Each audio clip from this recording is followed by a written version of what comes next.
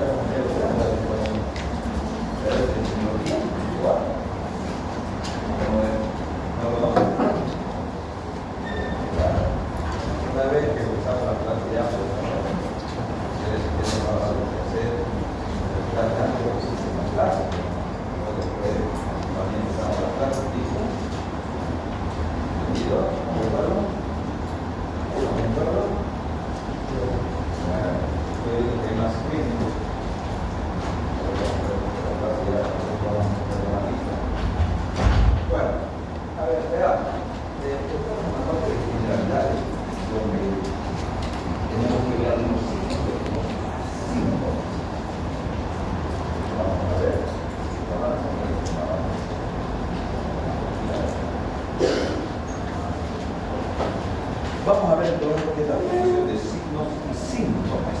Veamos.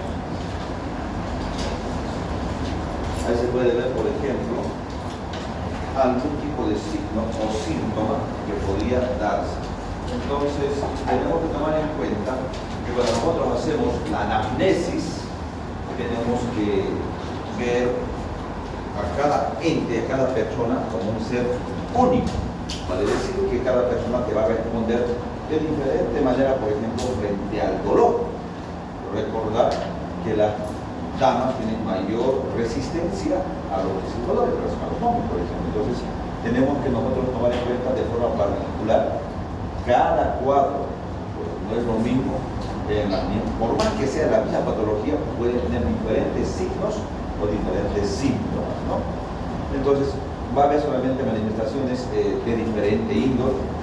Repito, puede ser que con una misma patología, un infarto, digamos, un paciente tenga un dolor intenso, y bueno, no sea tan intenso. Los diabéticos, por ejemplo, el dolor puede ser muy leve, porque es una neuropatía. La fuerza es muy buena, pero igual es importante. La fuerza porque tenemos que individualizar de acuerdo a las patologías que tengamos en este tipo de pacientes.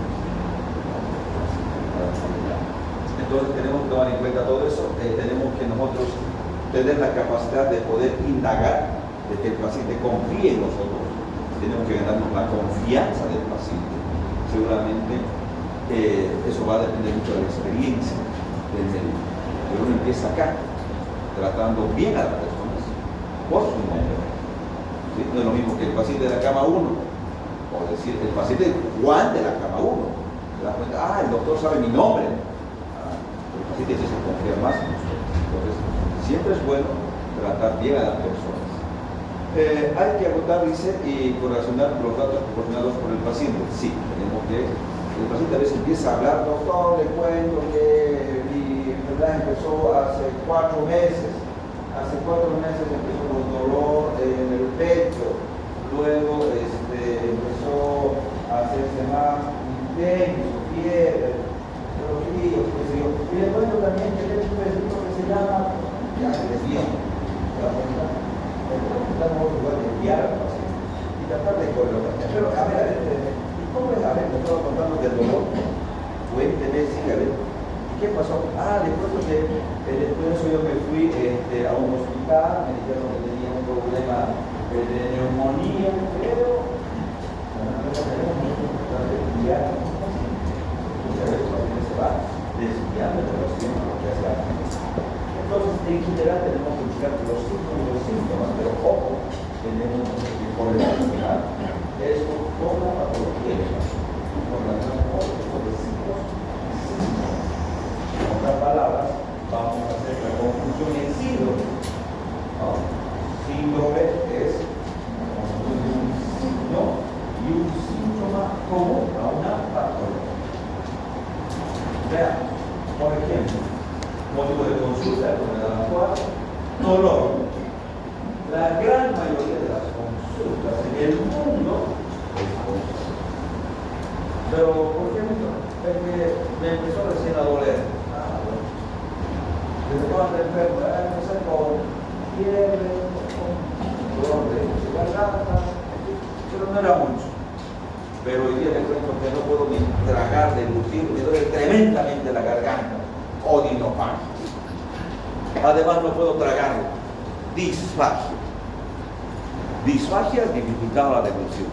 Y odinofagia, dolor en la región orofaringe, o dolor a la deglución. En otras palabras, el dolor va a ser un motivo de consulta importante de la gran mayoría de los pacientes. Si no le duele, no va al médico. Es así, ¿no? La sensación, molestia y aflicción de una parte del cuerpo por causa exterior o interior. El paciente tiene esta sensación. Recuerda que esto es un síntoma. Tenemos nosotros que tomar en cuenta siempre las características, porque, repito, no va a ser lo mismo entre las personas, por más que sean hermanos, no, nunca va a ser lo mismo, ¿no? Probablemente no indica patología necesariamente. Muchas veces uno está estresadísimo, súper estresado, preocupado, y de por ahí empieza con cefalea, migraña, puede ser que no se deba a eso, o puede ser funcional. Una dismenorrea, ¿qué es la dismenorrea? Dolor antes de la menstruación. Dolor antes de la menstruación. ¿Qué es la dismenorrea? ¿Qué es la dismenorrea? ¿Qué es la dismenorrea? Dolor. Amenorrea. ¿La dismenorrea? ¿Qué es la dismenorrea? Dolor. ¿Dismenorrea? ¿Qué es dismenorrea? ¿Dismenorrea? ¿Qué es la dismenorrea? ¿Qué es dismenorrea? ¿Qué es la dismenorrea? ¿Qué es la dismenorrea? ¿Cómo? No. Cuando hay irregularidad podemos hablar de amenorrea, podemos hablar de oligomenorrea, polimenorrea, hipermenorrea, no, pues nada que ver, ¿no? ¿Qué? Dolor antes y durante la menstruación. Dolor, ¿no? En la menstruación. A ver, abra una puerta, pero hombre, ¿quién fue? Pero no significa eso una patología, o sea, no. Pues el dolor en la menstruación no significa que sea algo patológico. Pero hombre,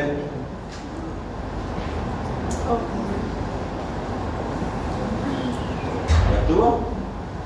A ver, le dije que una vez que empieza a pasarse ya incómodo, ¿no? Que vayamos tocando la puerta y además de forma alterada. ¿Quién tocó la puerta para afuera? ¿Y usted penetró? ¿Me tocó? ¿Quién tocó la puerta? Un chico, no te preocupes. Y nada,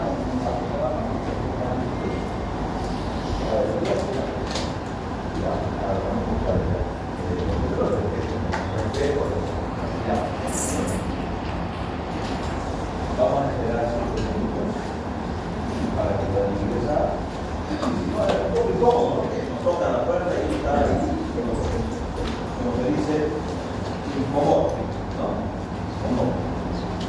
O al final, no sé qué hacemos, o cada uno hace lo que quiere.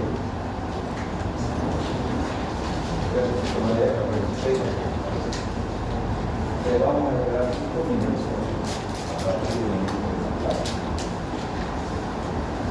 nadie más puede empezar. Si no, va a ser cada ratito, van a entrar y nunca vamos a acabar.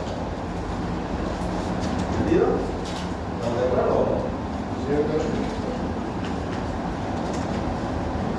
Bueno, estamos hablando ya bueno, ¿cómo?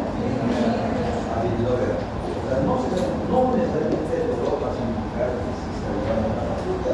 Obviamente, la ignorancia, la dificultad, la molestia, la sensación de dolor que el paciente tiene en el momento de la menstruación, la dama en este caso, no necesariamente va a significar que tenga un problema. ¿Se dan cuenta? O sea, no significa que está mal, digamos, por decirlo así. Entonces, tenemos que tomar en cuenta, no indica la gravedad necesariamente. Puede que tenga un dolor sumamente grave y no sea una patología, o, como les decía, tener un dolor leve. Los pacientes diabéticos, se infartan y el dolor puede ser muy leve. Doctor, me duele, no sé, no puedo respirar, me falta disnea, dolor. Y resulta que después se complicaron para mí. ¿Qué hacen los diabéticos? Una polineuropatía, neuropatías. Entonces, por eso que han visto que el paciente puede pisar, el diabético pisa un clavo y no lo siente. Hace una herida, una úlcera y ¡pam!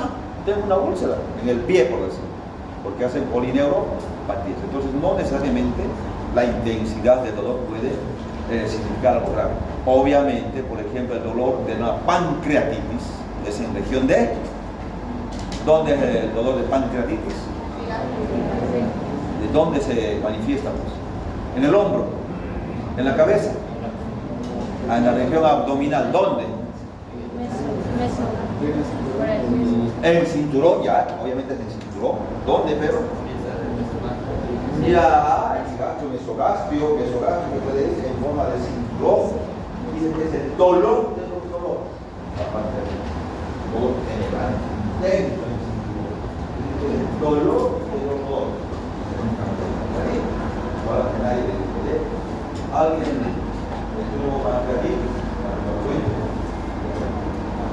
alguien estuvo de pancreatitis, pero el dolor es en el sitio abdominal, mesogastrio, gastro de irradiarse, parte de lo que es hipocondrio del lado izquierdo, pero la característica es en el cinturón y además, lo malo es que la pancreatitis pues no se opera, tenés que esperar a que se autolimite la enfermedad.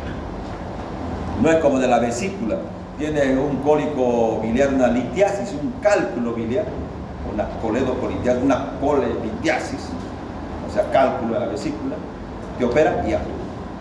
Tienen un vólvulo, o sea que los intestinos en su eje pueden tener una torsión, entonces se opera, ya está. ¿Sí? Pero para una pancreatitis no lo opera. Tienes que esperar que resuelva. Dicen que es el dolor de los dolores. ¿Sabes? Como un cólico biliar. Todos son sanos acá. Cólico renal. ¿Sí? Bueno, está bien, son parte de la menorrea, ¿no? Cólico renal, biliar. Ahí tú. Todos son sanos. Bueno, ya van a enfermar. En conclusión, tenemos que tomar en cuenta lo que el paciente nos dice. ¿Cuál es el motivo de esto? ¿Por qué vino? ¿Cómo podemos ayudar? Doctor, el cuerpo que me duele. ¿Dónde? El cuerpo, o sea, los dos cólicos, se le duerce. No es que han visto a un cólico biliar o cólico. Y no aguanta, se tumba, puede tumbarse, arrodillarse, puede. Porque los cólicos biliar complican. Entonces, no necesariamente puede indicar algo grave. El cólico puede pasar, el cólico, por ejemplo, renal es sumamente doloroso, viene con hematuria, náuseas, vómitos puede tener, pero después puede ir resolviendo. Pero es tremendo. No significa que se va a morir, por decir así. Pero en cambio un infarto sí, un dolor primordial sí, puede acabar con la vida de él. Así. ¿O no? Se infarta y si tú no haces nada, va a aumentar. Bueno, es una vivencia individual, obviamente, cultural, emocional. En el área rural, por ejemplo, dismenorrea muy poco vas a poder tomar en cuenta. Dolor en la menstruación en el área rural, probablemente no. Tiene mucho que ver con la parte cultural, ¿se dan cuenta? La idiosincrasia de cada persona. Cómo nos crían a todos. El hombre, macho, no tiene que llorar, ¿verdad? Sí. El hombre no llora, en el cuerpo. Y nos van criando desde niños como machistas. Todos. O sea, todo el mundo machista. Sí, todo. ¿Es así o no? ¿O cómo lo han pedido ustedes? ¿Ah? ¿Cómo lo han pedido? ¿Lo olvido llorar? ¿O no? ¿No puede llorar usted? No, el hombre no puede llorar. No puede ir. ¿Se dan cuenta? O sea, mucho depende de la parte cultural. Pero ¿quién resiste más al dolor? Las mujeres. Más. ¿O no? ¿Han visto? Sí, imagínense, soporto un parto. ¿Cuántos hijos piensan tener? ¿Usted cuántos piensan tener? 3. Imagínense, 3 partos.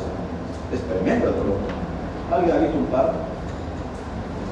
Cuando vean, cuando las damas van a luz, cuando nace un bebé, es tremendamente doloroso. Tremendamente. Gritan, tremendamente. No, eso es así. Para que la mujer aguanta más dolor. Pero también mucho depende de cada persona, ¿no? Por ejemplo, en un problema de depresión, ¿quién tiene tendencia más al suicidio, el hombre o la mujer? ¿Se dan cuenta? ¿Pero por qué? Porque nos crean machistas. O sea, que el hombre no puede llorar, no puede quejarse. Y si lo ven débil, lo hacen bullying. ¿Es así o no? Ahí te un pa. El hombre tiene que usar más hombría, que sí es más fuerte. O sea, ¿por qué? Porque nos han criado de esa manera. Porque estamos en un mundo machista, ¿se dan cuenta? Es así. Pero eso ha ido cambiando con el tiempo. Ha ido cambiando, es generacional, ha ido cambiando seguramente. Antes era costumbre, se les hablo hace varios años, en la de Abdullah, por ejemplo, que el hombre podía pegar a la mujer. Era normal. ¿O no? Sí, está en la cultura, digamos que se va de mucho tiempo. ¿Cómo ha ido cambiando con los años? ¿O no? Es así. Desde que la mujer no podía tener voto universal, por ejemplo. O no ha leído la historia. Es así.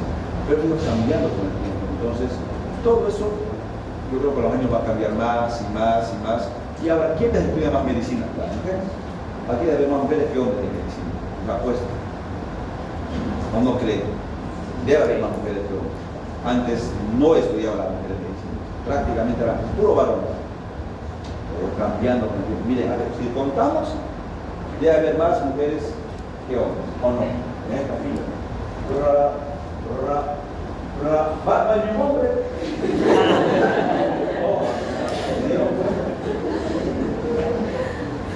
La mujer roban tanto organismo, ha empezado a... La mujer siempre por lógica es más, como se dice, más responsable que el hombre. O no se me lo cuenta. Es así, ¿no? Pero para que se den cuenta que todo va cambiando en función a lo que va uno progresando, ¿no? En lo que es. Y eso va a ser así. ¿Por qué el hombre tiene ese tipo de, hablamos de depresión? ¿Por qué el hombre tiene más tendencia al suicidio? Que no puede expresar sus problemas por una mujer llora, tiene un problema, le avisa a su compañera, a su otra amiga y le consuela, pero un hombre no es así. O cree que es un problema, a ver, vamos.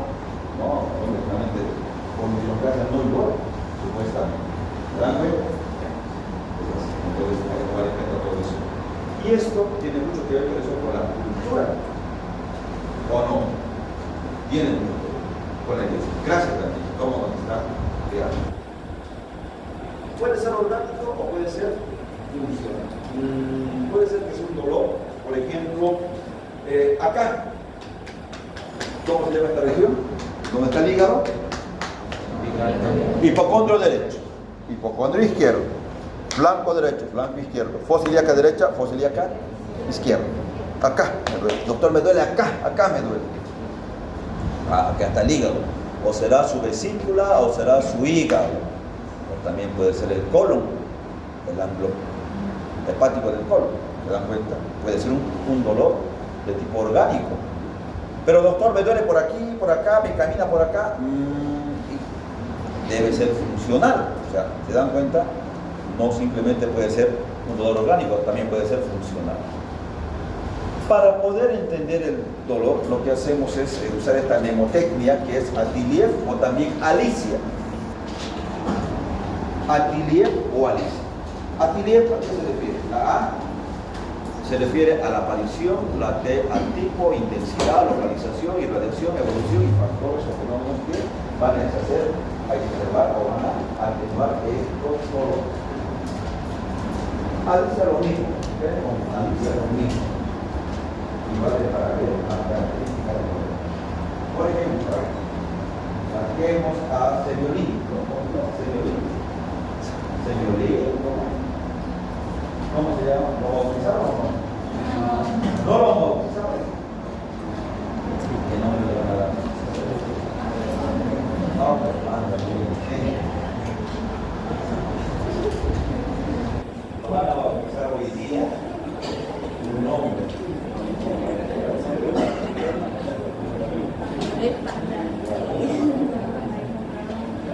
Le van a dar un nombre.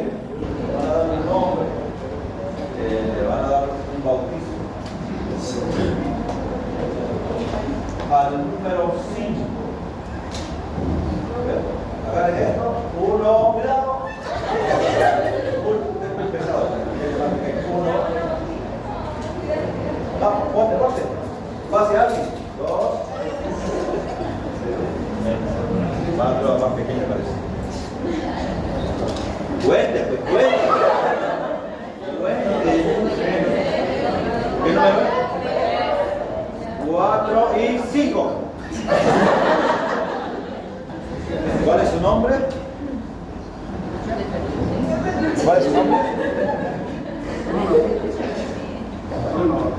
Bruno, a ver, ustedes cuéntenos, ¿en algún momento de su vida tuvo alguna molestia, tuvo algún dolor?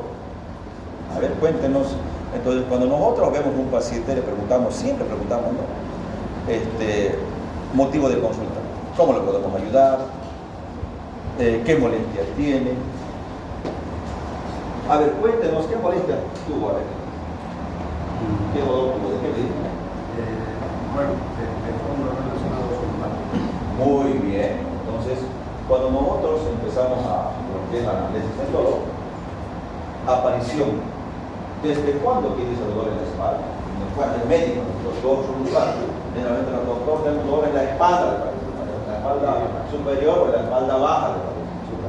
Pero cuando uno es médico, inmediatamente se da cuenta. ¿Qué es NPO? NPO, nada por vía oral. Si alguien le dice, doctor, estoy en NPO hace 3 días, este es médico, ya te das cuenta, porque una persona no te va a decir NPO, nada por vía oral. Entonces, ¿desde cuándo apareció el dolor? Disculpe, señor Boris, me dijo. Perdón, Bruno. ¿Cuándo inició exactamente su molestia? ¿Desde cuándo inició su molestia? 5 años. ¿Qué más sigue? ¿Qué tipo de dolor? ¿A qué se parece ese dolor? Por ejemplo, le suncha, le aprieta, le arde, le quema. ¿Cómo es ese dolor? ¿Cómo ustedes buscando qué tipo de dolor purero? Es el temazón. Pero también puede ser lancinante. Por ejemplo, lancinante es una neumonía, una araña, una punchada.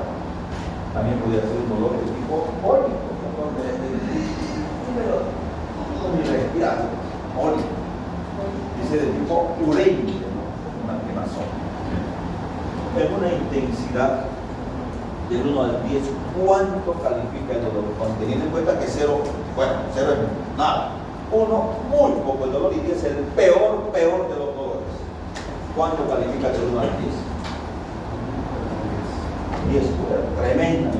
Alguien tuvo una frontal, el dolor de alguna caries, un dolor dolorosísimo. ¿Y el parto cómo creen? 10 sobre 10. 10 es intenso, 10 sobre 10. Está sumamente, y debería estar, seguramente 10 debería estar quemándose, 10 sobre 10. ¿O no? Pero ahora ya no tienen 10 sobre 10, ¿cuánto tienen?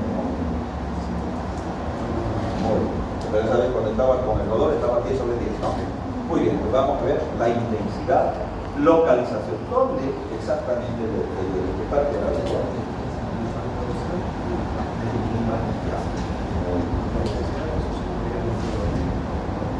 Entonces, localizado en región, ¿dónde? Del tórax posterior. ¿Dónde va? Recordad que línea espinaria. Línea medio espinal. Esa es la parte media. La línea medio que espinal. En la parte media de la espalda, ahí está la apófisis espinosa de la columna. Entonces, esa se define una línea llamada línea medio espinal. La región medio espinal, y además desde la región dorsal baja la región lumbar. Recordad que tenemos vértebras tanto dorsales como lumbares. Más o menos tomando en cuenta lo que pasa en el ¿no? La región dorsal, línea espinal. ¿A dónde va el dolor aparte de eso? ¿Se queda ahí o va para adelante, para atrás, va a un costado? Realizado de forma pequeña y variable en los costados. Bueno, puede ser a la región anterior a los blancos. Es importante la parte de la irradiación. Por ejemplo, un paciente que se infarta, un infarto de miocardio, la irradiación es al brazo izquierdo, por ejemplo. Dolores en la región precordial, el corazón, precordio, ¿sí? Del precordio, la región precordial, el dolor cuando es un infarto. Si se infarta, esto se llama el signo de la mano en garra, y ahí se queda el paciente, ¿no? Puede irradiarse a hombro izquierdo, hasta la región cubital, hasta el meñique puede irradiarse. Cuando tenemos un cólico biliar, por ejemplo, cólico biliar, o sea, de la vesícula, cuando hay una colitiasis, un cálculo en la vesícula, el dolor puede ser al hombro derecho.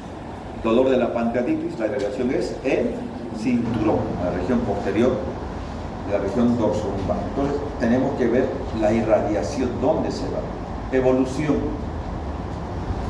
¿Cómo fue el dolor? ¿Mejoró? ¿Empeoró? ¿Tomó algún medicamento? ¿Empezó a consumir algún tipo de analgésico? Sí. ¿Empeoró con eso? ¿Mejoró el dolor? ¿Camina? ¿Mejora? ¿Empeora?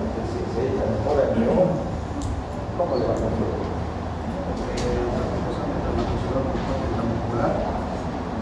Primero reducía por 1 hora a 40 minutos, y luego cada 10 minutos daba más.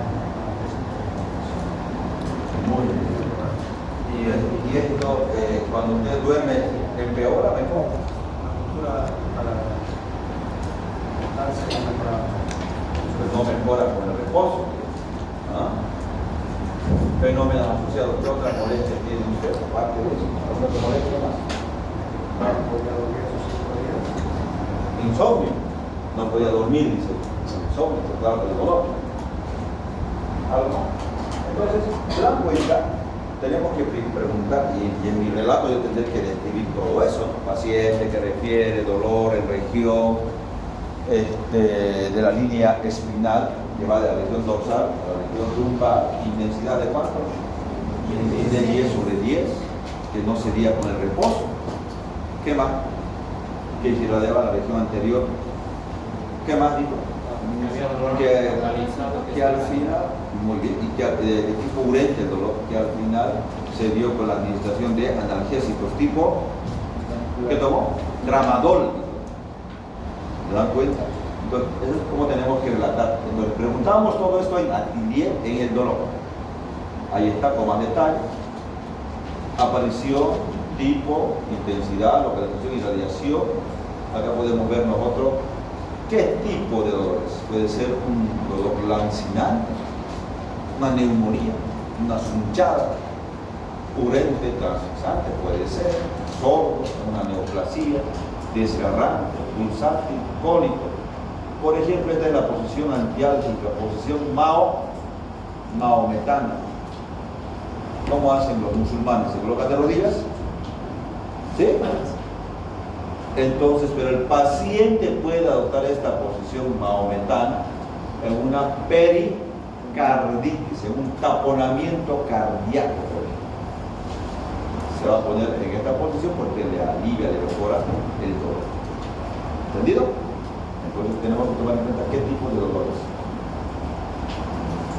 Superficial, punzante, urente, localizado, epicrítico, somático. Vamos a ver de dónde está este dolor. Puede ser, o puede ser profundo, vago, difuso, mal definido, mal delimitado. Además de eso puede ser de origen visceral. Entonces vamos a tomar en cuenta estas características, ¿no? Puede ser que no podamos distinguirla si es profunda o superficial. La intensidad, ya dijimos, con una escala en realidad de 0 a 10, pero tenemos que comparar. Puede ser también con una escala, hay otra escala que se llama la escala melódica de EVA, que se puede emplear mediante las caritas también, ¿no? Cómo está. Entonces nosotros tomamos en cuenta desde lo que es del 0 hasta 10 para ver la intensidad. Ahí está la escala, la lógica de EVA se llama esto. Sin dolor, leve, moderado, severo y un máximo dolor. Ahí está la escala lógica de EVA también se llama, ¿no? Entonces vamos a ver, además de eso, habrá otras molestias, sudoración, fatiga, náuseas. Puede ser que el paciente pierda la conciencia, insomnio, respuesta o no a los analgésicos. Recordar que la gran mayoría de los pacientes van a acudir por dolor. Pero, mucho cuidado, no es dar a todos analgésicos. Un infarto de miocardio, la localización puede ser que sea, miren, dijimos en la región precordial, infarto acá, precordio, pero podrá doler en la región del epigastrio, que duele aquí, doctor, que duele acá, diabético, hipertenso, estresado, y aquí le duele. ¿Será que puede haber un dolor de región de epigastrio en un infarto? Sí. ¿Por qué? ¿Cómo? ¿Cuándo? Puede ser un infarto de base. Muy bien, puede ser un infarto de cara inferior. Y cuando es un infarto de cara inferior, el paciente refiere en la región del epigastrio. Epigastrio. Pero normalmente es la región precordial. Un cólico biliar en lo que es hipocondrio derecho, un paciente que tiene una úlcera perforada, podría darse en epigastrio, hipocondrio del lado izquierdo, el cólico renal o ureteral. El cólico renal se irradia desde lo que es la región de la fosa renal hasta la región de los genitales, o sea, pasa por el flanco o ilíaca derecha en este caso hasta los genitales. O sea, tiene esa característica de irradiación un paciente que tiene un cólico renal. ¿Entendido? ¿Estamos de acuerdo? ¿Estamos todos chateando? ¿Lo estamos viendo bien? Hombre, chateando, ahorita nos va a cantar toda la materia. A ver, sigamos. Entonces el dolor puede ser localizado, por ejemplo, en el epigastrio, lo que es hipocondrio izquierdo, una úlcera gástrica, hipocondrio derecho, un cólico biliar, una hepatitis probablemente, región precordial, un infarto más probable, un cólico renal desde la región de la espalda baja, o sea, desde la región de la fosa renal, blanco hasta los genitales. O sea, para que como digamos, de acá para acá, nosotros el diagnóstico. El paciente nos va a decir, por ejemplo, que hay un abdomen, mucho cuidado cuando tengamos un paciente con dolor abdominal. ¿Por qué? Porque en abdomen podemos nosotros tomar en cuenta lo que es el apéndice, que puede en cualquier momento perforarse y dar una necrosis. Entonces, cuando nosotros tenemos un dolor abdominal, no damos analgésico hasta que tengamos el diagnóstico. Mucho cuidado.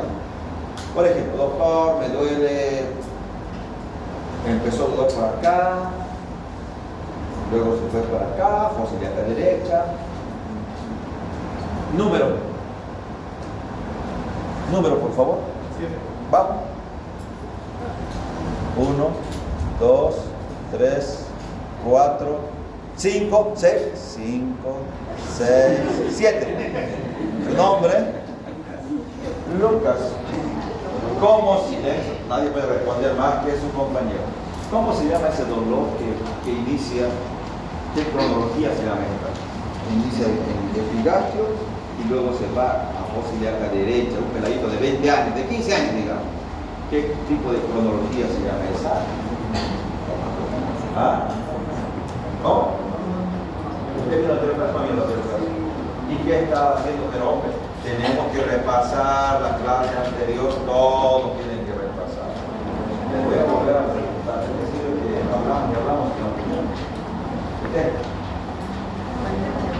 Muy bien. ¿Cuál es su nombre? ¿Perdón? Iván. La cronología de Murphy en la apendicitis obviamente indica de que el dolor empieza en epigastrio y luego se localiza en fosa ilíaca. ¿Cómo se llama eso? Cronología de qué? Uy, a ver,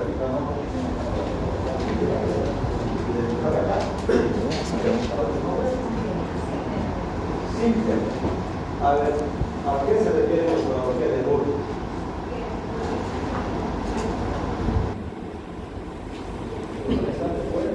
Liga contra él. Entonces, muy bien, ese dolor lo más probable es que sea una apendicitis, o sea, cuando hay la cronología. Obviamente tiene que haber lo que se llama otro signo, pues no. ¿Cómo se llama este signo? Yo comprimo en fosa ilíaca derecha, comprimo y suelto bruscamente. Y el paciente refiere dolor a la descompresión, no tanto hacia la compresión. O sea, comprimo, puede ser que haya un dolor leve probablemente, pero el dolor más intenso es a la descompresión brusca. ¿Cómo se llama? Levante la mano, a ver quién se acuerda. ¿Alguien se acuerda? ¿Alguien se acuerda de ese tipo de dolor? Se llama Blumberg.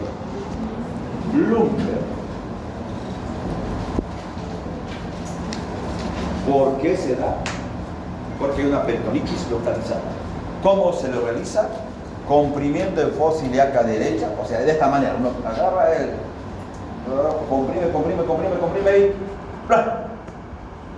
Lo suelta bruscamente y hay como un rebote, por decirlo así. Entonces, en conclusión, el Blumberg es cuando hay dolor a la descompresión brusca. ¿Entendido? Y ya con eso ya pues, mi sospecha de apendicitis es alta.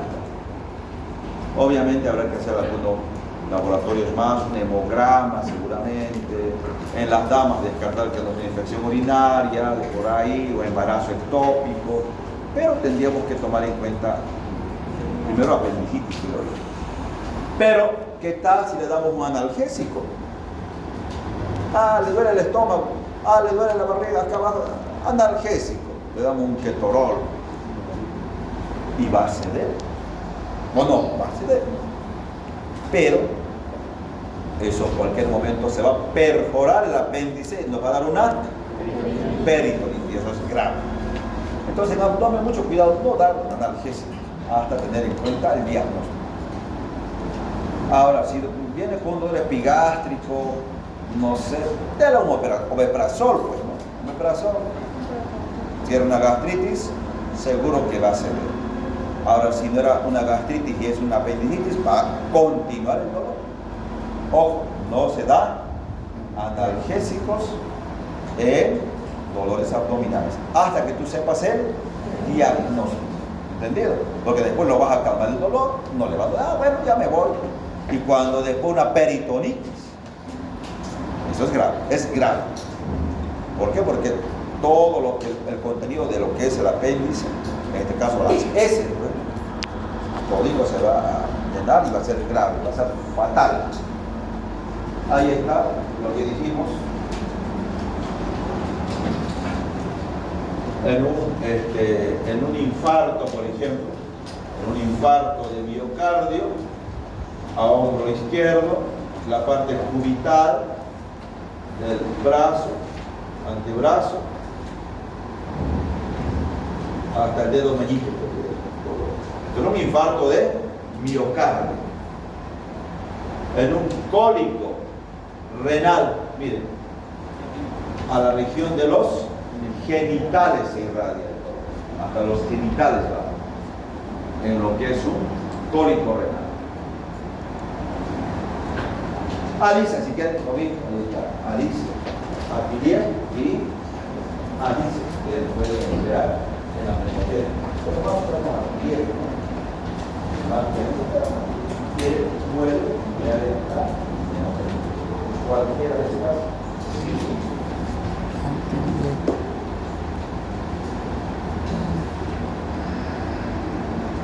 ¿Será que el paciente viene por hemorragia o algo? Claro que sí.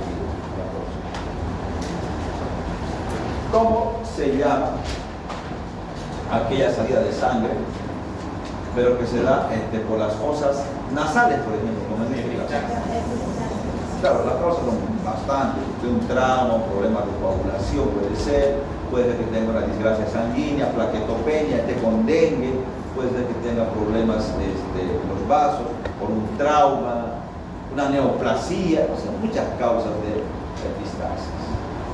Pero, lo que nosotros tenemos que aprender es cómo se llama epistaxis, la salida de la sangre por las fosas nasales. Claro, obviamente pueden ser muchas alteraciones. ¿Qué son las petequias? Ahí están unas petequias. Muy bien. Son lesiones.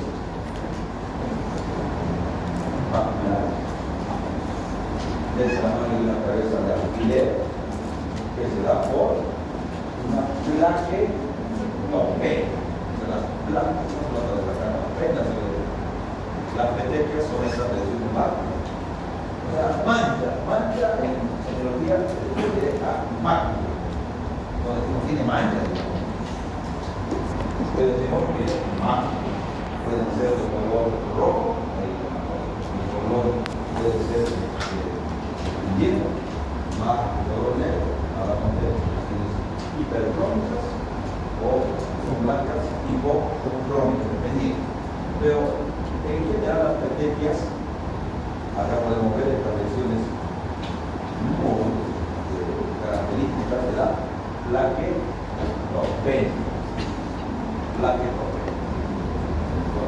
¿Y cuánto es normal las plaquetas en sangre? 150.000 a 450. Las plaquetas son normales de 150.000 a 450. Menos de 150.000 se lo tiene este paciente. El clásico ejemplo es dengue. El dengue nos va a dar plaquetopenia. ¿Cómo se llama? Se llama petequias.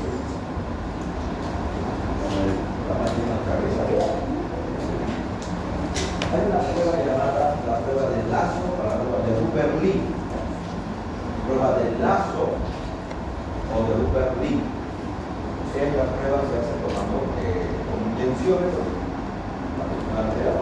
digamos, la vamos a dejar insuflada. Y realmente tenemos que ver la región. ¿Dónde se toma la presión arterial? ¿Dónde toma la presión arterial? En el brazo, pero no, en el brazo. Entonces vamos a ver, empezamos a tomar la presión y digamos nos da una presión de 60-90 por decir. ¿Sí? 60-90.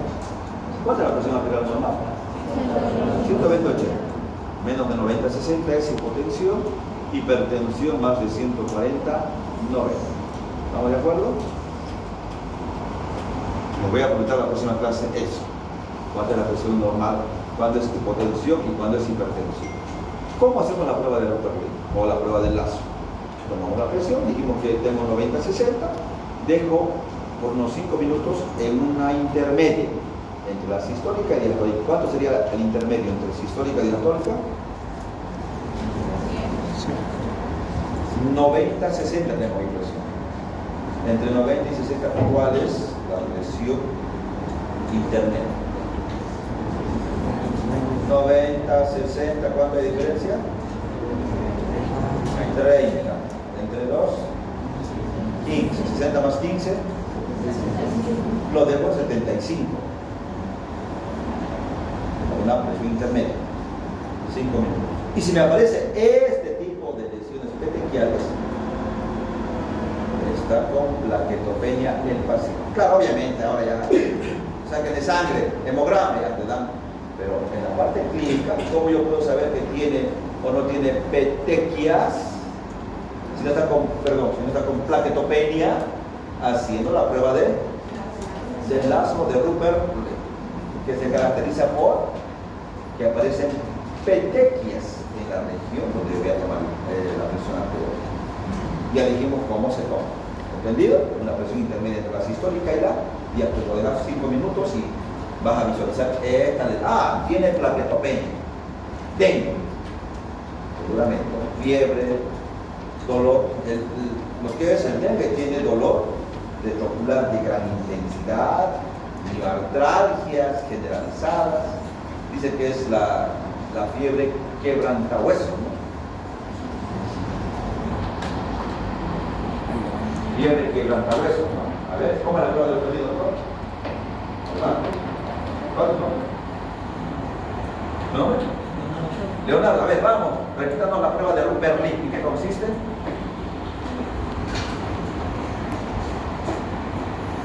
Adelante, Leonardo.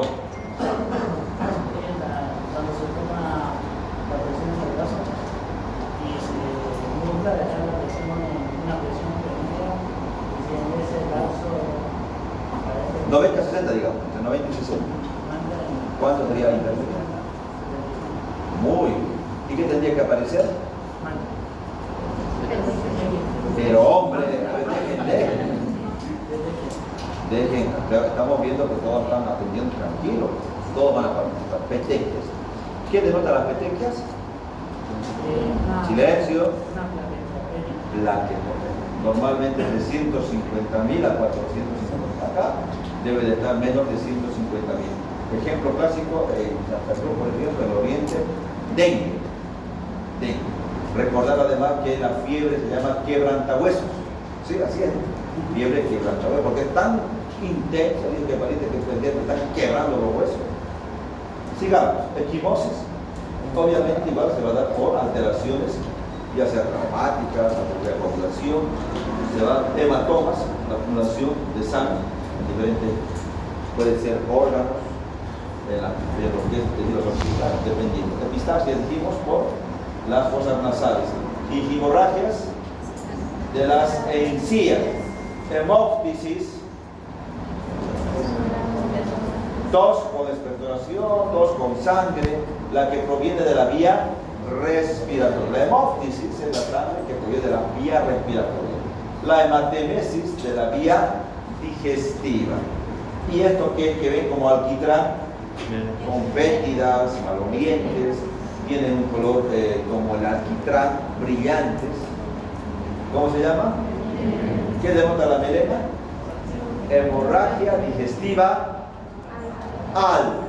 La hemorragia debe estar, si yo veo melena, esto quiere decir que está la sangre digerida, debe de estar o en el esófago, la lesión, o en el estómago, o en las primeras 2 porciones del duodeno.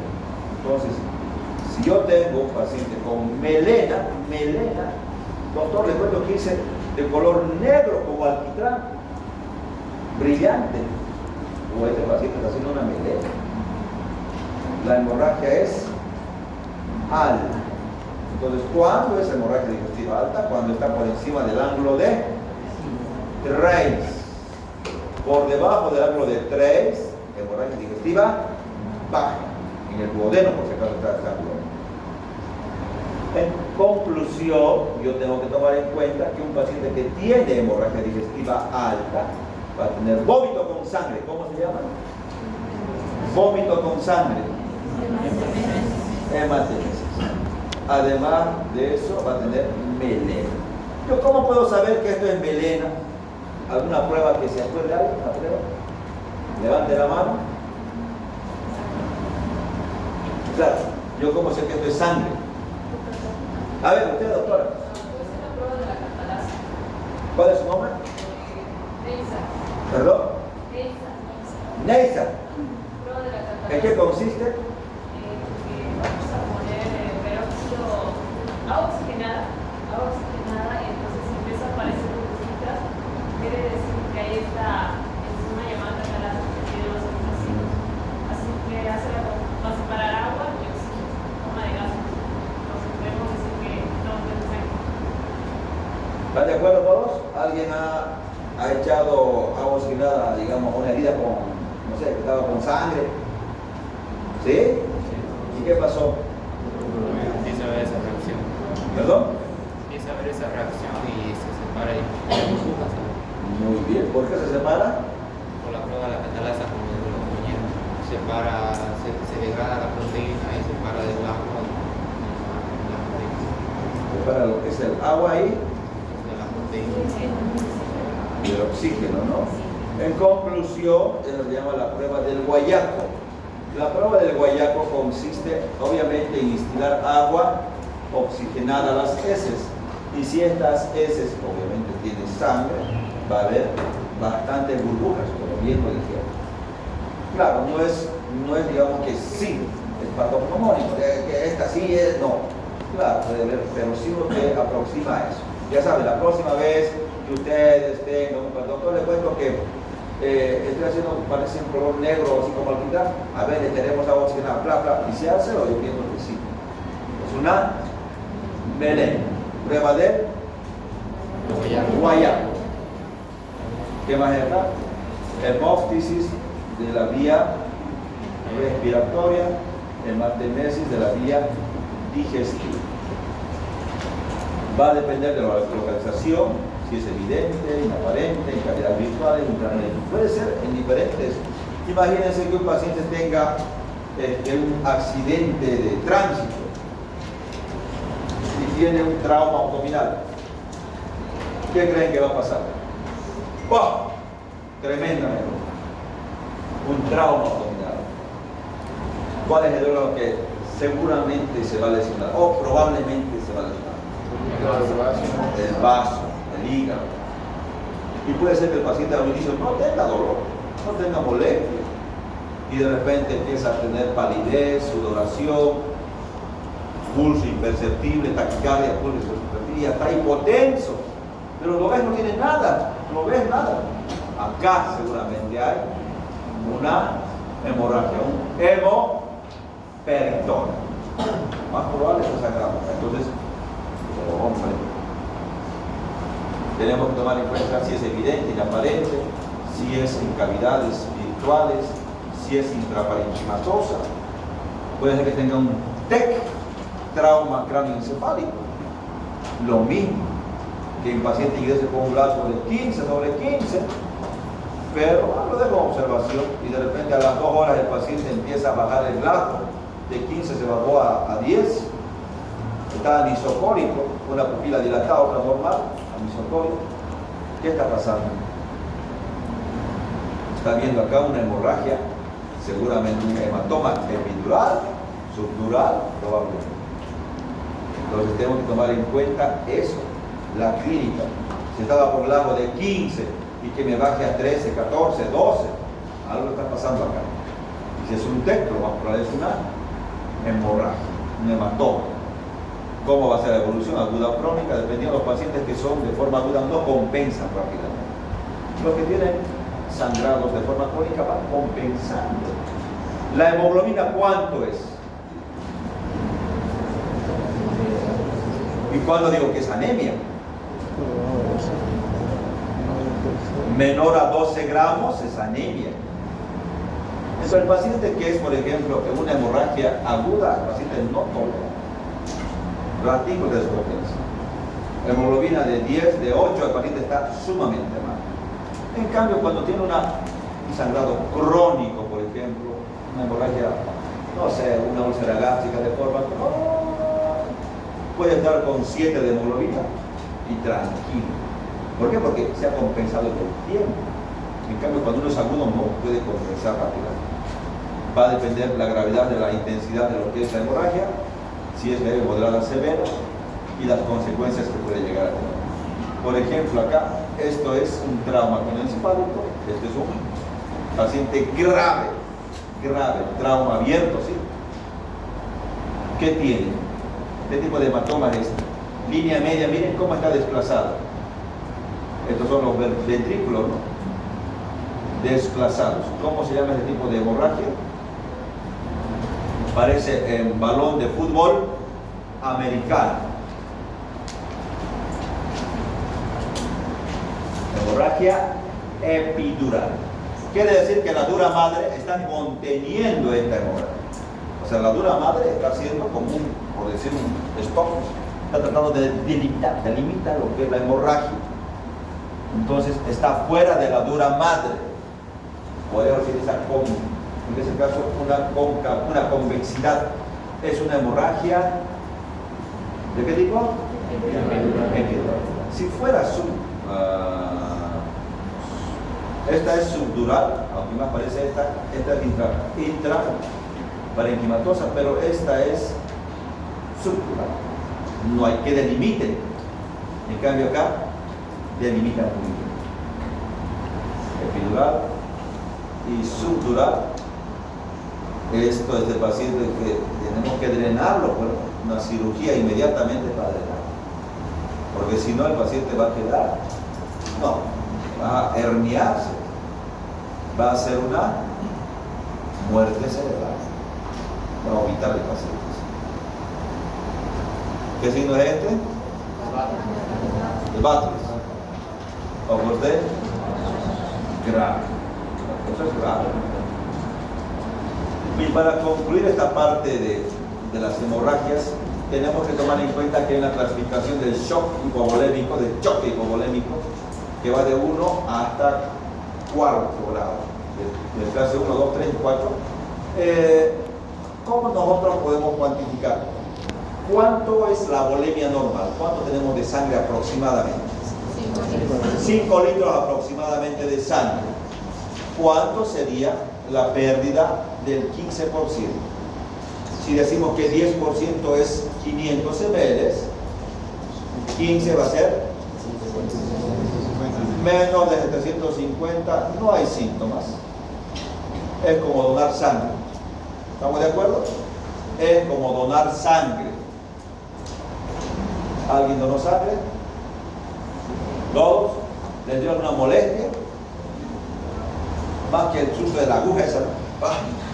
Después no hay más molestia. Entonces, si es una hemorragia de tipo clase 1, no hay molestia.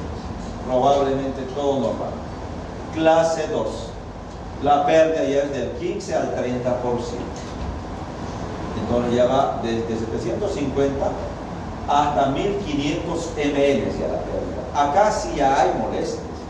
Puede haber taquicardia. ¿Cuándo es bradicardia? Menos de 60 latidos por minuto. ¿Cuándo es taquicardia? Más de 100 latidos por minuto. Presión normal, puede haber un poco de taquipnea. Recordad que la taquipnea es más de 20 respiraciones. Normal de 12 a 20. Algunos dicen de 12 a 22. Entonces, taquipneico, más de 20 la frecuencia respiratoria. La diuresis todavía se puede mantener o puede disminuir. 20 minutos. Clase 3, la pérdida es del 30 al 40. 2 litros de pérdida. Sumamente taquicárdico, hipotenso, taquipneico, oligoanuria, o sea, disminución de la diuresis. En este caso, bueno, clase 1 no hay tratamiento. Cuando donaron, ¿qué les dieron? Una pastilla, un caramelo les dan. Ya, tratamiento, un caramelo. Clase 2, acá tienes que dar solución fisiológica. Recordar que usamos cristaloides. ¿Cuáles son los cristaloides? Solución fisiológica. Solución rígida. Lactato ya. Normal y lactato. Glucosado será solución cristaloide. No, porque solo tiene glucosa. No tiene nada de potasio ni sodio. Ni cloro. Entonces, soluciones fisiológicas como el cloruro, tiene cloruro de sodio, pues, tiene sal, en otras palabras, solución fisiológica. Esa es la fisiológica. Entonces, en conclusión, acá damos solución fisiológica. En clase 2, el paciente ya está con pérdida más de 2 litros. Acá damos solución fisiológica para mejorar la presión, obviamente. Una carga de 500 ml puede ser. Si mejora, ok. Pero si no mejora a pesar de las cargas, habrá que hacer sangre, transfusión de sangre. Clase 4, más de 2 litros, 40%.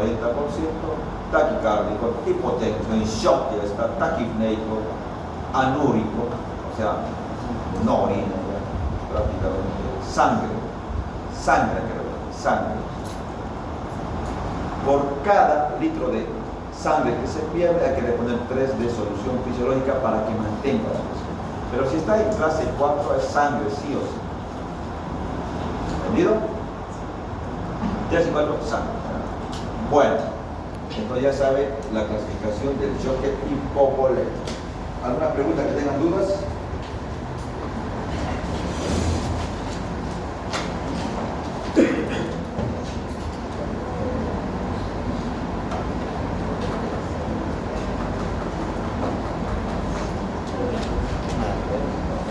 La próxima clase les voy a preguntar de lo que hemos visto ahora. De todo esto vamos a repasar probablemente toda la clase. Así es que repásenlo.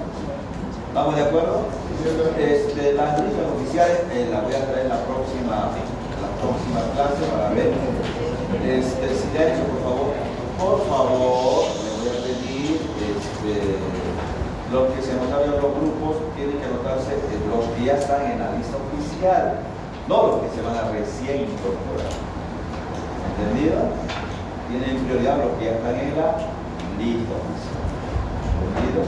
Alguien en la anterior clase me dijo que pudiera haber de oyentes, creo que le dijo, pero el problema es que cuando hay oyentes de otros grupos, el problema es que se llenan. Imagina que tengamos 100, 120 estudiantes, más los oyentes no va a haber, digamos, espacio. Por mí no hay problema, pero el problema es que el aula es muy pequeña. Pero tomen en cuenta, por favor. Y también, si alguien va de oyente, pues por ahí alguien,